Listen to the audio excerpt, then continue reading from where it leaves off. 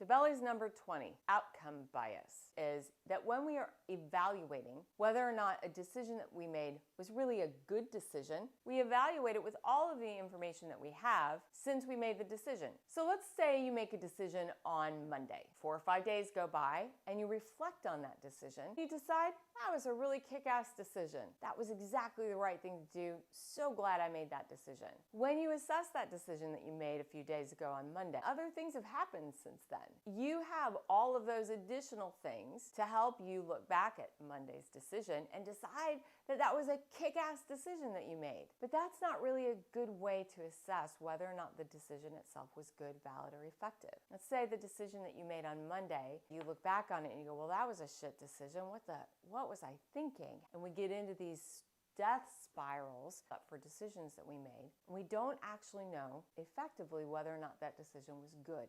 Here's why. All of the information, all of the things and experiences that we've had since Monday lead into our capacity to judge whether or not the decision was good. The only way to effectively evaluate a decision as good, valuable, useful, or problematic is to go back to Monday, go back to the day that you made the decision as best as you can, and assess the decision with the information that you had on Monday. And when your brain wants to creep and add in information that you now have 3, 4, 5 days later, cut that off at the pass. Go back to just Monday. What did you know on Monday that helped you make the decision that you made? That's how you assess whether or not it was a good decision. What this means for us on a day-to-day basis is simple. A politician, a government official, a loved one, a spouse, a child makes a decision that you end up going, wow, that was really wrong or bad, or what were we thinking? What were you thinking? Go back and